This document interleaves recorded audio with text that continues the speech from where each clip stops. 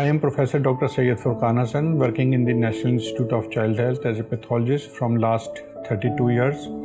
Now I am looking after the project of neonatal screening for congenital hypothyroidism. Congenital hypothyroidism is an endocrine disorder of the newborns characterized by the decreased levels of thyroid hormones, that is T3 and T4 in the blood. In early perinatal period, manifestation of congenital hypothyroidism are often non-specific और subtle.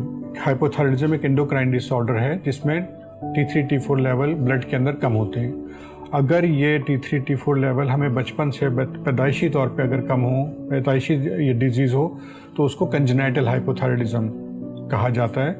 Congenital hypothyroidism के अंदर clinical manifestation के कोई sign symptoms होते नहीं जिससे हम ये पता लगा सकें कि इस बच्चे को ये डिजीज़ है। इसलिए इसके अंदर जो ब्लड की स्क्रीनिंग का टेस्ट है वो बहुत अहम है, जिससे हम ब्लड स्क्रीनिंग करेंगे, उससे हमें पता चलेगा कि इस बच्चे को ये डिजीज़ है। अगर इस डिजीज़ को हम अनडायग्नोज या अनट्रीटेड छोड़ दें तो ये severe life long mental retardation, मतलब दिमागी कमज़ोरी या दिमागी ख़राबी के अंदर जो है वो बच्चे की हो जाती है, जो सारी ज़िंदगी के लिए रहेगी। ये डिज़ीज़ जो है एक्सपेक्टेड जो है तकरीबन 4000 बच्चों के अंदर एक बच्चा जो है ये डिज़ीज़ उसमें पाई जाती है डेवलप्ड कंट्रीज़ के अंदर। और हम एक्सपेक्ट करते हैं कि हमारे पाकिस्तान में या हमारे इधर साउथ ईस्ट एशिया के अंदर ये डिज़ीज़ की प्रिवलेंस ज़्यादा होगी, और एक्सपेक्टेशन यही है कि मे बी 1000 बच्चे में एक बच्चा जो है वो अफेक्टेड हो इस डिज़ीज़ से। तो इसलिए हमारे लिए और भी ज़रूरी है कि हम उन बच्चों को डिटेक्ट करें और उनको सारी ज़िंदगी की जहनी माजूरी से बचाएं। Human thyrotropin TSH is a glycoprotein synthesized in and secreted from the anterior lobe of the pituitary gland, which is located in the brain. It regulates and stimulates the thyroid gland to produce T3 and T4. Through the negative feedback mechanism, the deficiency of thyroid hormones stimulates the secretion of TSH, and an elevated TSH concentration in infant blood leads to the presumptive diagnosis of congenital hypothyroidism. ये एक पूरा mechanism है, feedback mechanism कहलाया जाता है। हमारा ये brain है, ब्रेन के अंदर हाइपोथैलेमस एक पार्ट है उसका, वो पार्ट जब उस पार्ट से जो है TSH रिलीज़ होता है।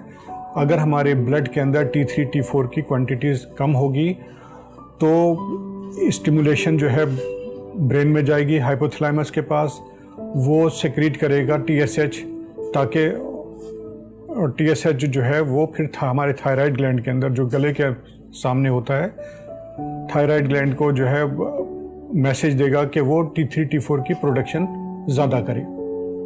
ये एक फीडबैक मैकेनिज़्म कहलाता है। इस मैकेनिज़्म के ज़रिए जो है हमारा थायराइड के लेवल जो है ब्लड के अंदर नॉर्मल रहते हैं। लेकिन जिसके अंदर प्रोडक्शन ही T3 T4 की ना हो, ये बीमारी हो उसके अंदर, तो उसमें जो है वो चाहे अब हाइपोथैलेमस के हमारा मैसेज तो जा रहा है कि T3 T4 कम है लेवल, और वो हाइपोथैलेमस TSH प्रोड्यूस भी कर रहा है, लेकिन T3 T4 नहीं बन पाएगा। Newborn or neonatal screening is a preventive pediatric screen service performed to diagnose congenital or inborn error of metabolism, to identify patients and administer treatment starting from the first week of life to reverse the prognosis. हमें जो है इसको जितनी जल्दी इसको हम diagnose कर लेंगे उतना ही बेहतर पेशेंट के लिए होगा, ताकि उसके दिमाग के अंदर वो ख़राबी पैदा ना हो सके। अगर एक दफ़ा दिमाग में वो ख़राबी पैदा हो जाए तो वो रिवर्स नहीं होती और वो सारी ज़िंदगी के लिए रहेगी। Early diagnosis and treatment correlates with the significant reduction in morbidity and mortality. In this regard, newborn screening for congenital hypothyroidism by dry paper technique is established at all districts of the Sindh by Government of Sindh. ये Government of Sindh का बड़ा अच्छा initiative है जो first time government level के ऊपर Sindh government ने start किया है। मैं अब आपको इसके स्पेसिमेन कलेक्शन के मुतालिक बताऊंगा कि हमें ब्लड का सैंपल लेना किस तरह से है।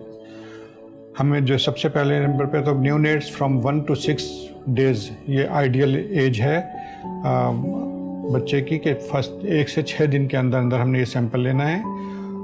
इसके लिए हमें सबसे पहले हम ये सारी चीज़ें जो हैं, जो इसमें ब्लड कलेक्शन में आपको जो चीज़ें प्रोवाइड की जाएंगी वो इस प्रोग्राम के तहत NICH से आपको प्रोवाइड की जाएंगी। इसमें आपको एक तो टॉवल के पीसीज होंगे और गर्म पानी का बंदोबस्त किया जाएगा कि जहाँ पे 45 डिग्री सेंटीग्रेड के ऊपर वो पानी हो, उस पानी के अंदर हम ये टॉवल के पीसीज जो हैं सोक करेंगे और बच्चे की हील के ऊपर 3 to 4 मिनट्स के लिए रख देंगे। उस पानी का टेम्परेचर बहुत ज़्यादा नहीं होना चाहिए, 45 डिग्री से ज़्यादा, क्योंकि अगर ज़्यादा गर्म पानी होगा तो बच्चे की स्किन जलने का खदशा हो सकता है। 2 से 3 मिनट तक रखेंगे। उसके बाद जो है हम अपनी PPE फॉर एग्जांपल ग्लव्स वगैरह जो हैं पहनेंगे और उसकी साइड जो है, जो यहाँ पे आपको फील नज़र आ रही है कि साइडों पे से, हील की साइडों पे से, सेंटर में से नहीं लेना, हमने साइडों पे से जो है सैंपल लेना है। इसलिए हम वो पहले उसको अल्कोहल स्वैब से साफ करेंगे वो जगह। कोशिश करनी है कि बच्चे की पोजीशन ऐसी बनाएं कि उसका सर जो है ऊपर की तरफ हो, उसके नीचे कोई तकिया वगैरह रख सकते हैं या कोई टॉवल वगैरह लपेट के जो है उसको रख सकते हैं ताकि उसका सर थोड़ा ऊंचा हो जाए और पैर जो है वो नीचे हो, ताकि ब्लड का फ्लो ज़्यादा अच्छा आ सके। हम आपको एक डिवाइस देंगे उससे जो है प्रिकर, जिसकी उसमें नीडल होती है, उसकी थिकनेस, उसकी लंबाई जो है 1 to 2 mm होती है। इससे ज़्यादा अगर लंबाई होगी तो वो हम उस बच्चे की बोन को डैमेज कर सकते हैं, जिससे बोन की डिजीज़ या बोन में इन्फेक्शन हो सकता है। तो उससे हमें बचना है। जो हम नीडल प्रोवाइड करें सिर्फ उसी नीडल से आपने काम करना है। जब हम प्रिक कर लेंगे तो उसके बाद जो फर्स्ट ड्रॉप होगा उसको टिश्यू पेपर से हम साफ़ करेंगे। ये जो है हमारे पास कार्ड्स हैं जिसके ऊपर हम सैंपल लेंगे। 3 सर्कल्स जो हैं वो फिल चाहिए। फिल्टर पेपर को जो है जेंटली उस फ्री फ्लोइंग ब्लड ड्रॉप को जो है उसके ऊपर फिल्टर पेपर पे सोक करना होगा। हमने उसको जो है जब एड़ी दबाएंगे बच्चे की तो हमने बहुत ज़्यादा नहीं दबानी है, उसको ज़्यादा स्क्वीज़ नहीं करना है, क्योंकि उसका जो बॉडी का आसपास का जो फ्लूइड है वो भी ब्लड ड्रॉप के साथ मिक्स हो जाएगा और हमारा सैंपल जो है वो डाइल्यूट हो जाएगा फ्लूइड के साथ और उससे रिज़ल्ट ठीक नहीं आएंगे।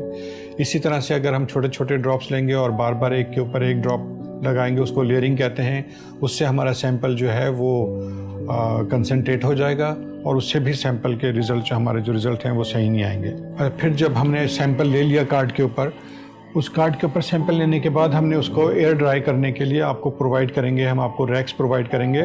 उस रैक के ऊपर इन कार्ड्स को जो है आपने 3 to 4 आवर्स रूम टेम्परेचर पे रख देना है ताकि ये ड्राई हो जाए। फिर इस कार्ड्स के लिए के साथ हम आपको एक पॉलीथीन की थैलियाँ प्रोवाइड करेंगे। इस कार्ड को आपने उस पॉलीथीन की थैली में डाल देना है और उसके साथ जो है सिलिका जेल की भी छोटी छोटी आपको वो दी जाएंगी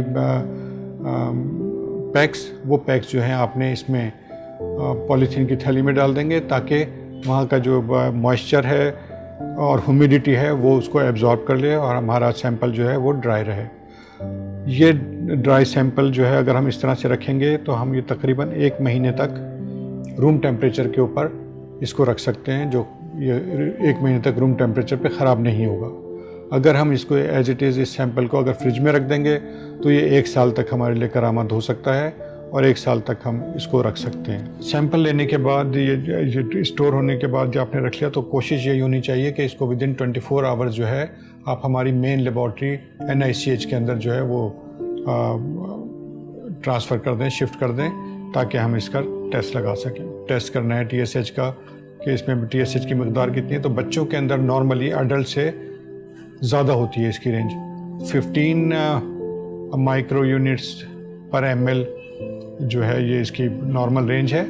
बॉर्डर लाइन जो है वो कहलाता है 15 to 20 के दरमियान जो है बॉर्डर लाइन होंगे और जो मोर देन 20 है वो टिपिकल हाइपोथायराइडिज्म कहलाएगा। अच्छा, जिनका मोर देन 40 होगा या स्ट्रांगली पॉजिटिव होंगे उनके लिए हम सीरम TSH के या T4 के रिज़ल्ट का इंतज़ार नहीं करेंगे, उनको उसी वक्त हम लीवोथायरोक्सिन की ट्रीटमेंट जो है वो स्टार्ट कर देंगे ताकि बच्चे के अंदर जो है वो जहन की नशोनुमा के उसकी डिस्टर्ब ना हो और उसका जल्द अज जल्द ट्रीटमेंट स्टार्ट हो जाए। पैदाइश के फ़ौरन बाद जो है TSH नॉर्मली जो है बढ़ जाता है बच्चों के अंदर अप टू 48 आवर्स तक। उसको हम TSH सर्ज कहते हैं। इसमें नॉर्मली जो है TSH की वैल्यूज़ बढ़ी हुई होती हैं। अगर हम सर्च के दौरान सैंपल लेंगे तो फॉल्स पॉजिटिव रिजल्ट्स आने के ज़्यादा चांसेस होते हैं, जिससे हमारे पास वर्कलोड भी बढ़ जाता है और पेरेंट्स हैं उनके ऊपर भी जो है वो मेंटल एंशियस हो जाते हैं कि मेंटली उनके ऊपर प्रेशर पड़ जाता है कि क्या हमारे बच्चे को क्या डिजीज़ है कि इसको दोबारा सैंपल के लिए बुलाया जा रहा है, तो वो टेंशन में रहते हैं। तो इस टेंशन से बचने के लिए हमें उस जो 1 to 6 days हैं उसमें सैंपल लिया जाए तो ज़्यादा बेहतर है। The concept of newborn screening with dry blood spot was first conceived by professor Guthrie in 1960 for phenylketonuria. वो भी एक बच्चों की डिजीज़ है जो पैदाइशी होती है, लेकिन इसको 1965 के अंदर जो है हाइपोथायराइडिज्म के लिए भी इंट्रोड्यूस कराया गया है। And thank you.